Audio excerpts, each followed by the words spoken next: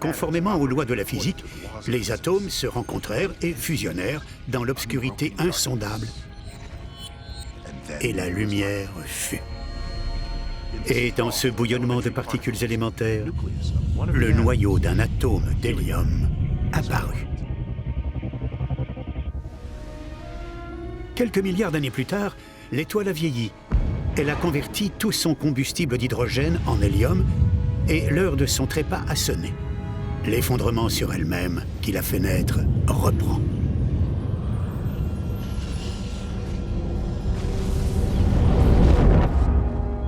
Voyez-vous l'atome d'hélium?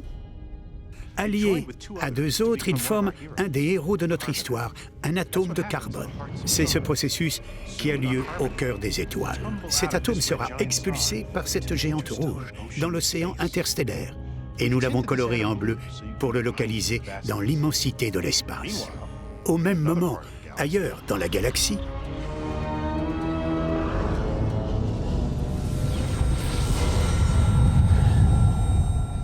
les mêmes phénomènes se produisent au gré de la naissance et de la mort des étoiles.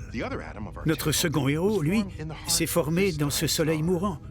Lors de la transformation en supernova, 226 protons et neutrons ont fusionné avec un atome de carbone, le transformant en un atome d'uranium. Hasard de notre récit, après avoir erré dans l'immensité de la Voie lactée, nos deux atomes assistent à la naissance flamboyante d'un petit système solaire, le nôtre.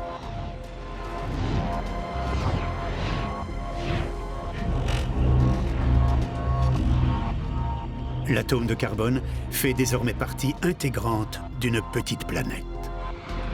Au bout de plusieurs milliards d'années, il se joint à une molécule très complexe qui a notamment pour particularité de produire des copies presque identiques d'elle-même, et il joue ainsi un rôle modeste dans les origines de la vie.